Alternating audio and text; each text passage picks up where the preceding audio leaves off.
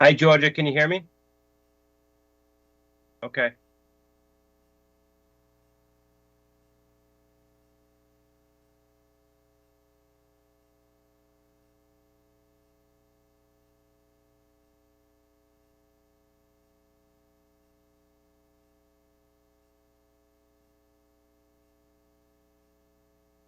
And everyone obviously is virtual, so no one will be here in the audience.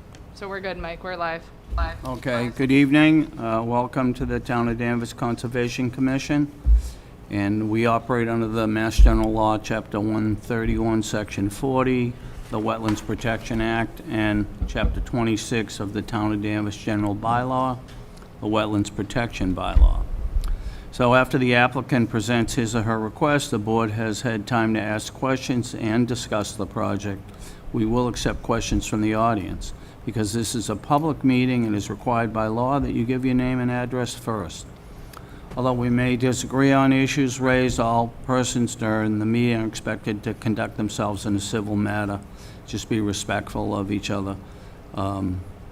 That's it. Let's go. First thing we have, let's take roll call. I'll start at the end. Mary Hay? Is that roll call? Yes. Yeah? Yeah? Here. Yeah? All right. Ann? Ann McGill here. Yeah? Vanessa Curran, present. Yeah, and Michael Splain here, sitting in as chairman for Peter Wilson, who is not here today. All right, the first matter we have is on the regular agenda is a notice of intent for 152 Endicott Street, DEP file number 14-1402, applicant Pete Doucet. And who is here for the applicant? Robert Clark from Allen & Major Associates need and to turn Jared that Grondin, also from Allen & Hang Major on just a second, we Associates. can't hear you. We can't hear you yet, hold on.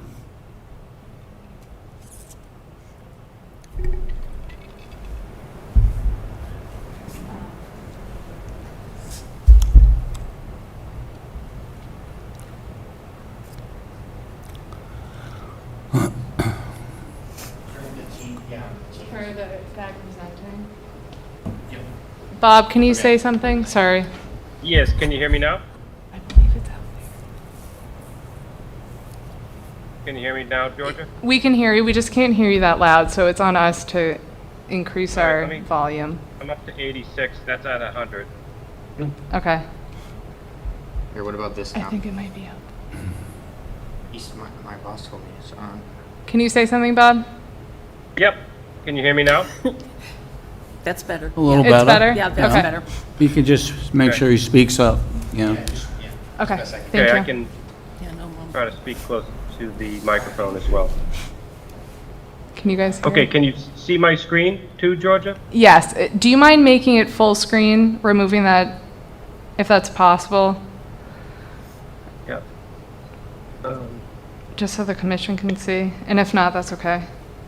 Yes, perfect. If Um, we get rid of that, yeah, Is that better? Okay. Yep. yeah. So, for the record, my name is Robert Clark. I'm from Allen & Major Associates. I'm here with Jared Grondin from my office as well. So the location is 152 Endicott Street. We met on site. We did a presentation originally. We received peer review comments from Hancock. We've addressed those comments, sent them back to Hancock, and then we had a Zoom call with Georgia and the representative from Hancock this week. We understand that we probably will not be taking a vote this evening. Hancock has to formulate all their comments, but we wanted to stay in front of the board and give an update on where we are. And we look forward to coming back on September 28th. We are on for the 26th of September for the planning board. So we'll be back here on the 28th, but we'd like to give you an update on where we are. We feel that we've addressed all their comments, but we need to give them the opportunity to say that we've addressed all their comments. So with that, go on to my presentation. We do have 7 resources. We have the wetland buffer zone, which is the 100-foot buffer zone, the 50-foot, the 35-foot.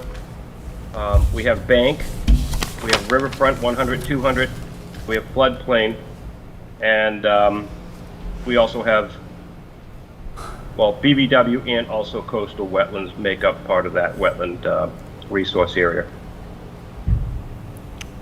So here is the resource area impact table. We are not increasing any of our disturbance in the 35-foot wetland buffer, the 50-foot wetland buffer, nor the 100-foot buffer, or the 100-foot riverfront, or the 200-foot riverfront.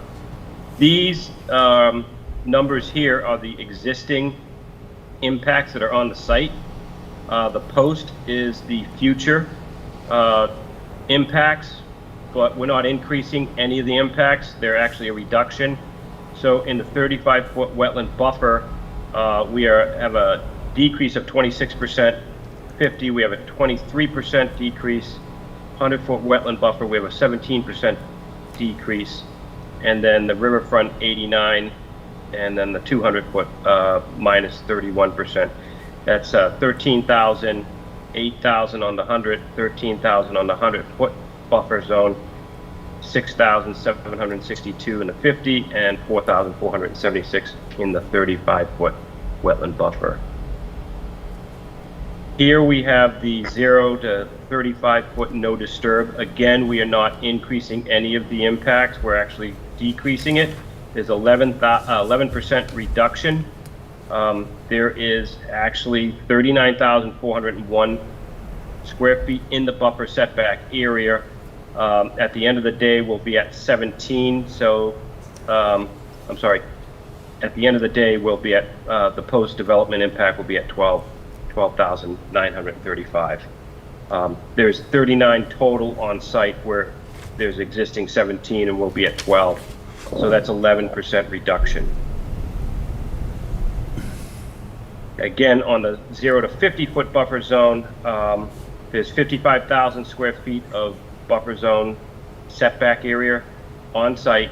There's 29,588 of existing, will be at 22,825. There's a 13% reduction in our post-development for the 0 to 50-foot no-build zone. We are impacting the wetland for Chalet Court coming into our site to access a dry piece of land. As we mentioned previously in our other meeting, DOT has shut off our access to Endicott, and we're coming through the Bed Bath & Beyond parcel through Chalet Court, which is a paper street.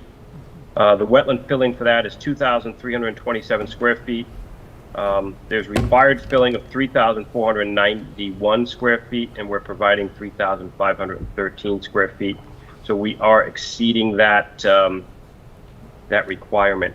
The existing on-site flood storage volume equals to 9,489 cubic feet.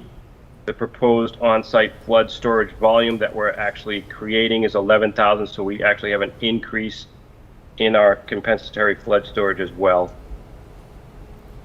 And then we're restoring 13,100 square feet of existing degraded riverfront. We're restoring that to be a vegetated area. We're removing the impervious surface in that whole location. We're going to remove a portion of the wall that we were previously showing here, and we're going to actually be able to grade down at 4 to 1 in this zone, but it will all be revegetated. And then we actually incorporated some wetland plants that the peer review requested, the Joe Pye weed and the gray-blue labella. And I think we had the Cornus we had the red twig dogwood previously. So we did incorporate some of their comments on the wetland replication, which will be at the lower portion of the wall here. Again, this is the entrance to the site. And with that, I'd like to open it up to any questions or comments that you guys might all have. Could you, who am I talking with? It's Bob Clark from Allen & Major Associates. Oh, Bob, could you discuss the replies by Hancock after they did their inspection there and their review? In other words, what issues did they address, and how did you in turn address them?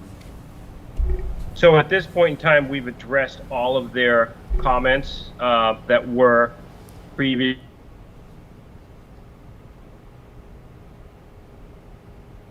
Bob, we can't hear you. We lost you. Yeah. Oh, there you are. Okay, can you hear me? Yep. So Okay, if you I could don't know if you want me to go by through each and every comment. but our intent is to that we feel that we've addressed all their comments, and we're just giving them the opportunity to go through those comments and respond accordingly, that they feel that we have addressed all of their comments. I do have, Bob, it's that last one. It's that last yeah, file. there it Yep. is. And I'll just jump in here, Bob. I think it would be good to overview probably the biggest comments that you guys, I will note that the applicant team, in responding to Hancock, they positively responded to every single comment, saying, hey, I think erosion control should be installed in the wetland replication area after Yeah. construction. Well, that's what I'm asking them to go Yeah. over. Yeah. So I think, Bob, it would be important to go over the box culvert, the 4-to-1 slope that you're proposing, and probably the revision on the cattail plantings. I think those are our three biggest comments that you guys made substantial Okay. changes to. Yeah, so we had a, so you don't need to go through the comments. We had a 2 pipes previously, and one of the requests was to do concrete box culverts, and so that we did change the plans to allow 2 Okay. concrete box Can I culverts. stop you for a second? What exactly is a box culvert? Yep, so I'm just pulling up the plans here. So as we enter the site through Chalet Court, we're crossing the wetland in this location. So you come in off Endicott, you come across here. There is an existing drainage ditch that comes here that discharges out to the river. And we had 2 round pipes that ran underneath that road. One of the requests from the DPW as well as Hancock was that we change those into square boxes for culverts. They're essentially 2 culverts. All right. So that will take there's a discharge here from the neighboring property that runs to this point, and then it crosses underneath our road, and then it gets into a swale and it runs down and it gets into the greater river in this location to the south of our site. We had 2 round pipes crossing underneath the road. They requested that we put concrete square boxes. So that's a box Yeah. culvert. Is the swale off-site? So there's the swale is in this location, and then it quickly goes off-site. This is our property line here. So the combination of, there's a portion of it that's on our site in here that actually comes up to this point here, and then it runs off-site Yeah. to the Are you river. going to create the swale? There's an existing swale now in this location. And it's already- it's functional? Yeah, so there is some undulation. One of the comments from the DPW was that there was some thought that they would like to dredge this whole swale out. Our comment back to the DPW was that my client would be willing to work with the DPW, but once it leaves off-site, that would most likely have to be a permit that that Danvers files with the EPA because it's off of our site. But my client will work with them in helping them dredge that if they feel like they need to dredge it after we do our work. And who owns the off-site? Is that Mrs. there? No? I believe it's National Grid Oh. So that's Yeah, not going to and be, Mrs. that's not going to be an obstacle then, right? No, because it's functioning now. There is some concern if you dredge this, do you pull the water back up into the site, and could you theoretically surcharge that pipe? So that would be the concern, why not to touch it, because you don't want to have free-flowing tide water coming back into your site. Right now, it's a few different elevations through this zone here. But we did respond to both Hancock and DPW, and we feel that we've addressed their comments. The other comment that Georgia alluded to is there was a wall that extended all the way across here and wrapped up at the end of this parking. We removed 220 feet of that wall, and now we're just using a 4-foot vegetated slope to grade back down. This is the old pavement line here with my hand. You can see my cursor. That's the old, and those are old paint striping lines. That's the old pavement line. So that's part of that 13,000 square feet of riverfront area that we're restoring.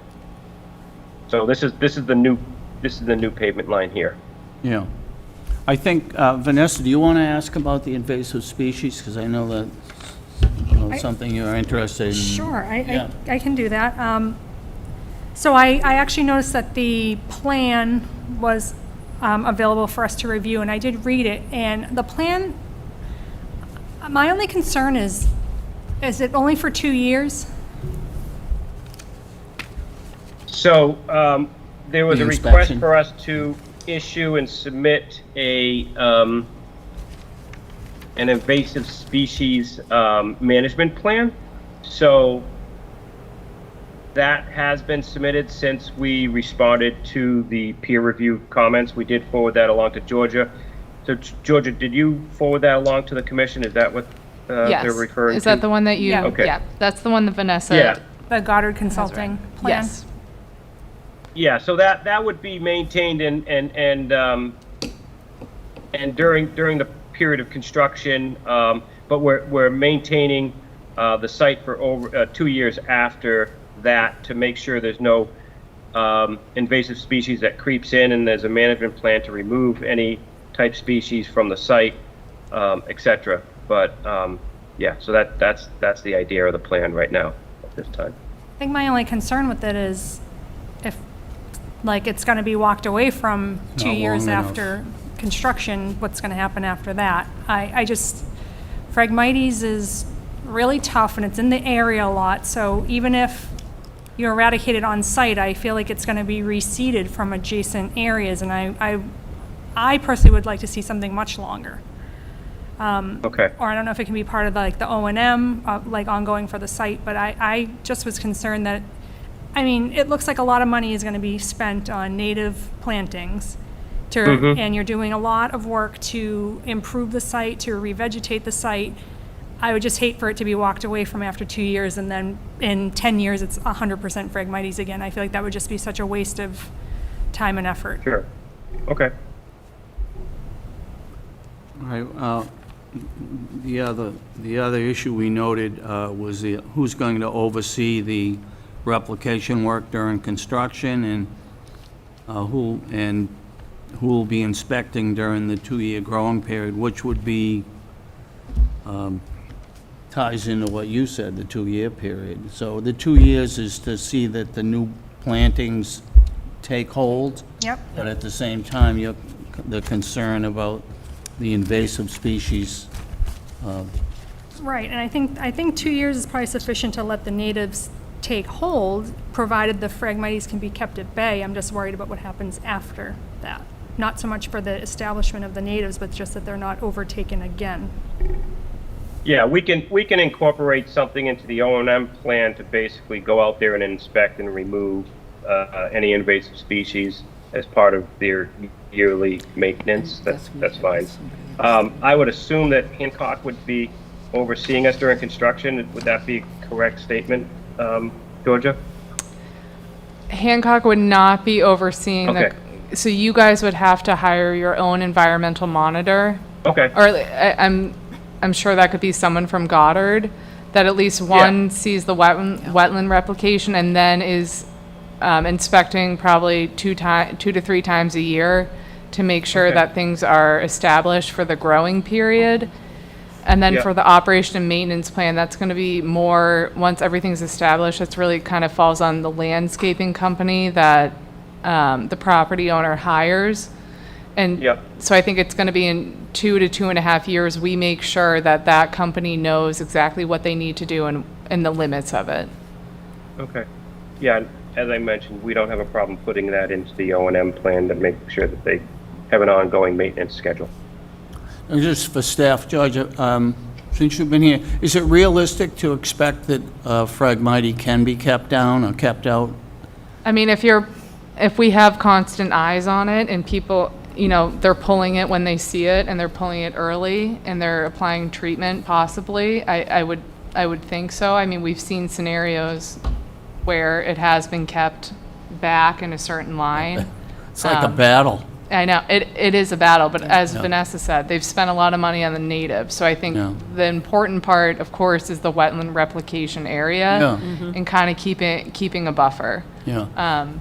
So you And can I- pay anyone to do anything. You can Yeah, watch. I was hoping maybe at some point we could find out what other communities doing Yes. with that, and Yeah. the thing that concerns you, the Japanese, Oh, knotweed. the the knotweed. knotweed, yeah, Yeah. yeah, which is not an issue there, I guess. No, not that Not I'm an aware issue of. there. Thank yeah. God. All right, I'm going to open it up. Anyone else have questions? Mary? Good. No, Ann? I was concerned with who would be overseeing beyond the 2-year period. In the past, we've had people they assigned someone who was going to carry on beyond 2 years. Yeah. And to ensure, particularly in this environment here, because if you're not paying attention to it strictly, then you're going to have the Phragmites and everything else pop back up again.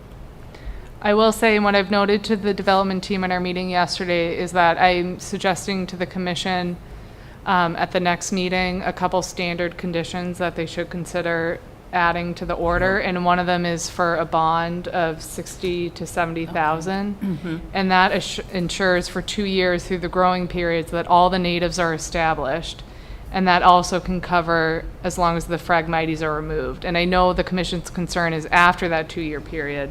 So we'll cover that in the O&M, but at least for the first 2 years, we'll have a sufficient bond if the commission is set on establishing that to make sure everything grows correctly and is planted correctly. And Hancock's going to be at the next meeting, correct? Yeah, Someone so from Hancock will be at the next meeting. Will they answer questions as well? Yes, absolutely. Devin will be here in person to go through her comments as well. So we won't be doing this, everybody will be here. Yes, yeah. But I would say for the meeting tonight, I think it made sense to just overview kind of the changes Yeah. that have been made. And I will note, when we do get to public comment, there is, Scott Cameron's online, and he does have his hand raised, so we should call on him when we get to public comment. Sure. I just thought of another question. I'm just thinking of this because of what's been going on with all the flooding that we've had lately, and, but just what sort of flows or, I guess, what sort of specifications is the box culvert built to that it could withstand like a certain amount of flow or a certain height of water? Jared, you want to take that one? Yeah. We did pre-existing and post development analysis on the stormwater.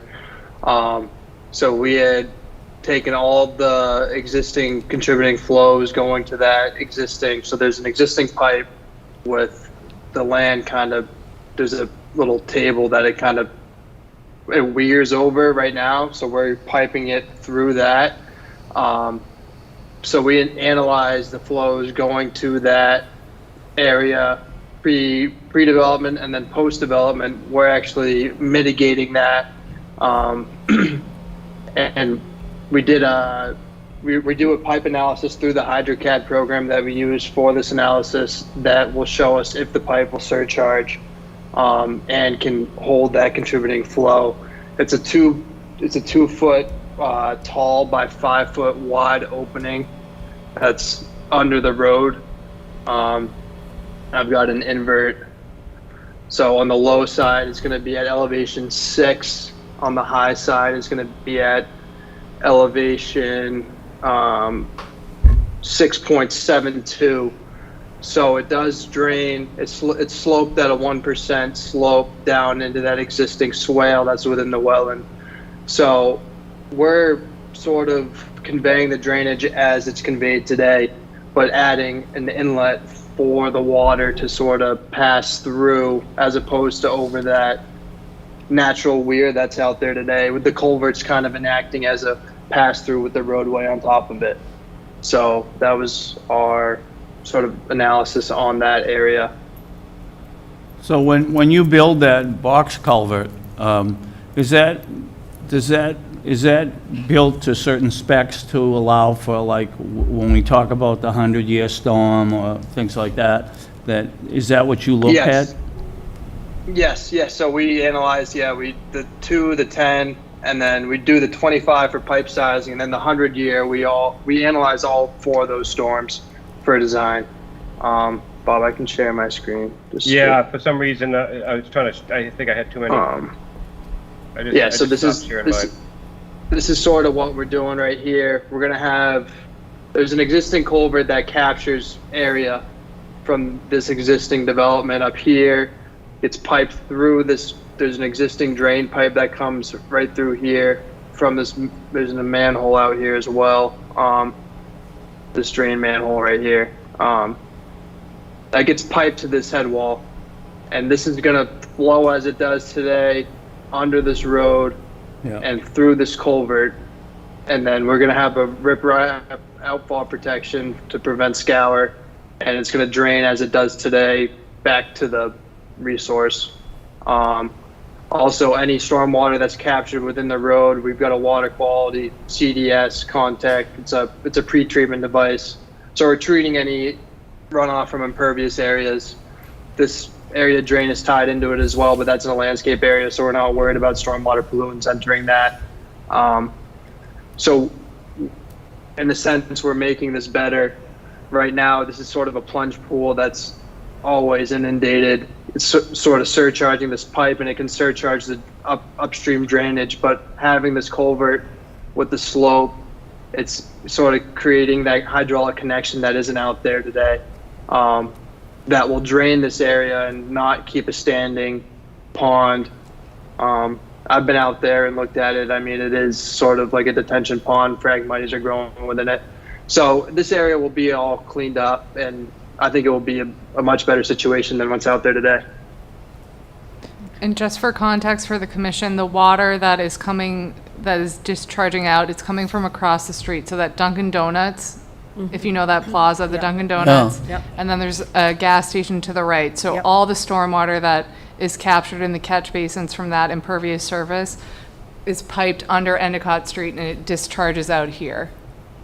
Oh, So Vanessa and I are on site, and we saw a lot of standing water, so that is where resulting it's- from that runoff coming out, and it just discharges out. It kind of, like Jared had just said, it pools up.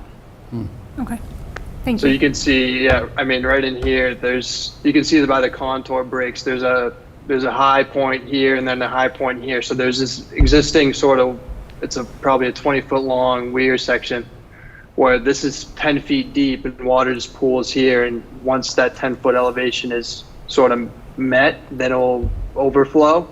But if that 10-foot elevation isn't met with the water, then it's standing water at that point. So this kind of lowers that outlet, and we're going to release it earlier so there's not standing water that's present today.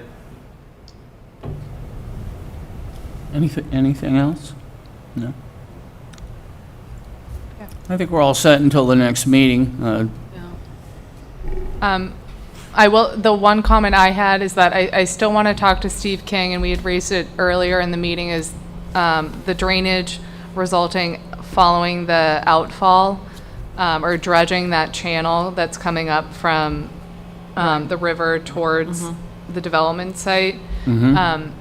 I just want to work with Steve King to look at the calculations and see if we were to dredge, how that impacts the wetland replication area. Will he be here? Will Steve King be here as well? He won't, but I'll make sure he provides written He'll comment. have some kind of written okay. comment? Yeah, and they do have a stormwater report, or a stormwater application, and Steve King's provided initial comments for these guys, which they've addressed, on top of Hancock's. Good. And then they had already mentioned it, but planning board, they'll be meeting with them in 2 weeks, and they are also doing a peer review on the traffic. And just a reminder, we do have one public comment, so if we do go to public comment, we do have someone. Do we have anybody that wants to make a comment on? Yeah, Scott, do you want to make I see the hand raised, but I'm not, yeah, there he is. Yep. Hi, good evening, everyone. Can you up. speak a little louder if hear you. possible? Hello? My best to speak a little louder.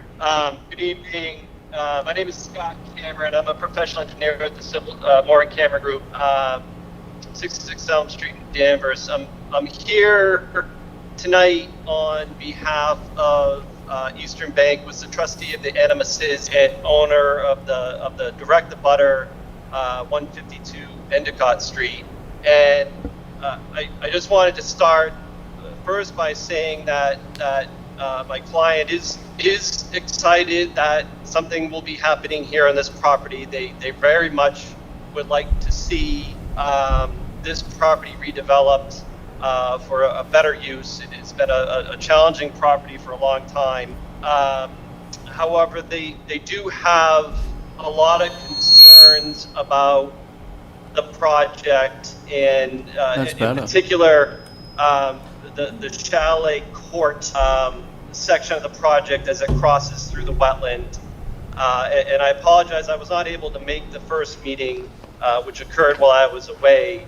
So I am getting up to speed, but I'm going through the comment responses that we received today. But I do expect to submit to you some of our concerns in writing.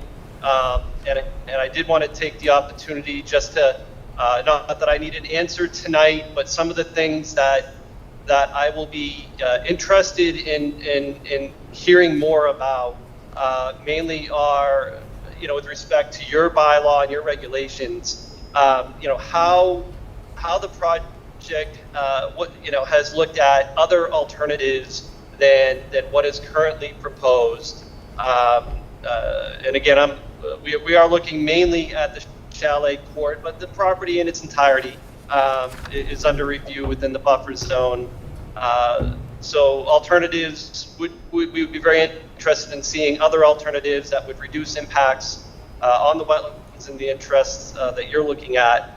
I will say that with respect to the box culvert and the retaining walls and all of that work, past history that I'm very familiar with in town has involved quite a bit of investigations, including soil borings and engineering studies on these retaining wall systems and on these structural systems, especially as they come into close proximity and through the wetland, which typically can contain a lot of peat and organics and unsuitable materials that may be prohibitive to construction. And we want to make sure that the crossing is actually constructible as is depicted. And for example, they don't need to excavate out 20 feet of peat and replace that with structural materials, which would certainly expand the footprint of work and cause more alteration. So I think that's an important thing to take a closer look at. And I'll be interested to see Hancock's response to the submission today that I received with respect to the waiver request form. I did see that it was talking about some of the work being exempt because it's an existing condition, and I urge the commission to look at whether it is actually exempt, because it appears that the only thing that's really exempt has to be a public project, specifically for maintenance of public infrastructure per the bylaw. But the bylaw. I'm just getting up to speed with this in the past couple of days. So again, I thank you for my time. I don't need to respond. Would you just mind identifying yourself again and you and a butter or what your interest is? Because I think I missed all that. Sorry, but perhaps the volume's not working great. Again, my name is Scott Cameron. It's on my login here with the Moore & Cameron Group. I'm here on behalf of Eastern Bank, who is the trustee of Animases Trust, who owns 152 Endicott Street, which is the direct abutter to this project, the Bed Bath & Beyond Plaza. Thank you, Scott. And I'm sorry, my video is not working at the moment. I don't know why. Don't worry, we have the same issue here, but we got it figured out. And we could hear you by the end of that, so. We heard you, yeah. Okay. Thank you. Is that Thank you it? for your time. Anyone else? No, that's just Scott. Is the only virtual. I will also note that for the 35 and 50, that was something we had discussed in depth in the Zoom meeting yesterday. So the calculation that's been provided on the plan shows that they are altering in the 35 and 50, but at the end of the day, there is a reduction in impervious, so they are working in that area, but a result of that is removing a portion of impervious. So that first slide that he gave, I think it's in the 35, it's an 11% reduction, and then in the overall 50, it's in the 23% reduction. The exemption portion that's where we get kind of technical, and that our bylaw says if you are a limited project under the Wetlands Protection Act, you are exempt from the 35 and 50. Usually the limited projects we see are municipal projects like the sewer project we had on Greenleaf Drive or a rail trail project. There is a limited project for roadway crossings that don't have alternative upland access. And Hancock and I had talked about how the Chalet Court is a roadway crossing in which really the only crossing that is allowable is that Chalet Court, the way it's laid out. Right. But I think what Scott is indicating is, are there any alternatives? Can you talk to the gas station that has the really tall mobile sign to see if there's an alternative access through their site to 152 Endicott? And I think the applicants have tried to work with Mass DOT to see if they could also use Endicott the way we came in for the site visit. Yep. That is only allowed for, it's temporary, it's only allowed for construction. Right. And then after that, it needs to be cut off with a curb cut, and cars can't come in that way. They can only come in through Chalet Court. So I think what Scott is indicating is there any other alternative roadway access, and have the applicants considered it? Well, that would be up to the applicant to Yeah. provide that. And I so- will say Hancock did provide in their comments to say, hey, are there alternatives? And can you show them? Even if they aren't viable, what What are could they? be the And alternatives? why aren't they? Yeah. Yeah.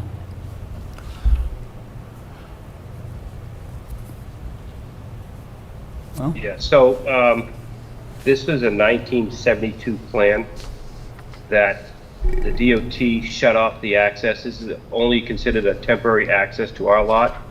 The access to the mobile station or the gas station, when they go to develop that site, that'll be shut off as well for the 1972 plan. They're grandfathered right now, so the DOT looks at sight lines, and they essentially said this is the access for this parcel of land. They took the land through eminent domain. They reimbursed the landowners for that land. It's a 40-foot wide paper street that comes out to the light. Yep. And all of our work is within that 40-foot right-of-way. So the way it's written is that basically, you know, we are required to pay for the construction of that, but that this has been vetted out over the last year and a half. We'd have numerous meetings with Mass DOT, and our access is shut off. We're not going to be able to continue utilizing that access point. It's too close to the highway, and this is the dedicated property that allows access to this property. okay. Should we see, Scott, do you Mr. have Chair, any? can I- Yeah, that's what I figured. Yeah, through the chair, yeah, I would urge the applicant to look at alternatives, if not just within Chalet Court, but just how that is designed and how that is aligned. And I would urge you to focus on that as one of your alternatives as well. If there's a way to do that in a manner that has less impacts to the interests of this application. So the road is within that existing 40-foot right-of-way, and we did have a traffic consultant, Vanessa and Associates, look at the alignment and design the alignment for us, which will involve a re-signalized intersection at that current intersection into the 160 Endicott by Beth and Beyond parcel. So this is vetted out by traffic engineers and incorporated into our civil design. And that is being peer reviewed as well through Howard Hudson's design. And we had received comments from them today, which are very minimal design wise. So we feel that this is a very viable access and by right for us to do this. Okay, we get that. So I think the only thing they're requesting is that you provide some alternatives, even if they're not as viable. I would think so. And then I think also Scott had mentioned ensuring that the soil depth data is Yeah. correct, or at least have they done soil testing in the area where they'll be excavating for the roadway crossing? And is it suitable? Yeah. Now, are they required to provide an alternative in this case, or are they just an accommodation? They are actually required to provide an alternative Yeah. because of the riverfront Yeah. development, and that is what Hancock had noted. And I believe under the bylaw, we also require alternatives. Yeah. So. Anything else? Scott, are you done? Is he still there? Yes. I'm here. Thank you, Chair. Yeah, I'll do my best to get you written comments in Right. in a timely manner. We look forward with the commission and the applicant. All right, thank you. So do we move for just to continue to the next hearing date at this point? Yeah, Bob, were you still planning on September 28th? I think that was our next, Correct. yeah. Okay, if someone wants to make a motion to continue, I'll move that we continue the public hearing for 152 Endicott Street, DEP file number 14-1402 to our next meeting on September 28th. you get a second? Second the motion? All in favor? Aye. Aye, okay. All right, we'll see you on the 28th, huh? Thank you. Great, thank you. Thank you, Yep. guys. Thank you. All right, the next matter is old or new business, and I note meeting minutes for approval for July 27th, August 11th, and July 14th. I have to admit, I have not read those minutes yet, but if 3 out of 4 have, can we? Mary, did you I happen to read did, I it? read well.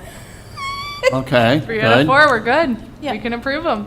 All right, Vanessa had Vanessa had 2 comments on the July 27th minutes. and they Do you want me to overview those? Sure. Yeah. They were minor. Very minor, but she read them very well. So for the July 27th meeting, we had noted Anne's name was not included in who attended, so I added her because she was there. I know, no offense. No, wasn't I in Chicago? You were in Chicago July 13th. Okay. Yes. See, I'm confused. Well, Exactly. this is the other comment.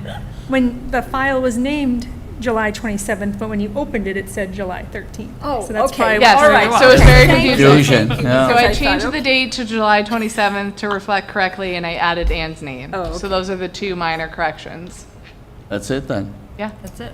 So someone makes a motion to approve the all minutes? 3. We can Take- approve all that's 3 what at I the was same gonna ask time. you. Okay. Yeah. I'll make a motion that we approve the meeting minutes for July 27th, 2023, August 11th, 2022, and July 14th, 2022. We have a motion, we have a second? Second motion? All in favor? Aye. Aye. Okay. Thank you. All right, anything else? No, that's all. We don't want to keep you late because this is Employee Appreciation Day. Does someone want to make a motion to adjourn? So moved. All right, second? Second the motion? All in favor? Aye. All right, that's it. Thank you very much, guys. All right. I appreciate you coming for a short meeting, Yeah, that's it. but I think that will help discussion on the next. Look at you looking at yourself.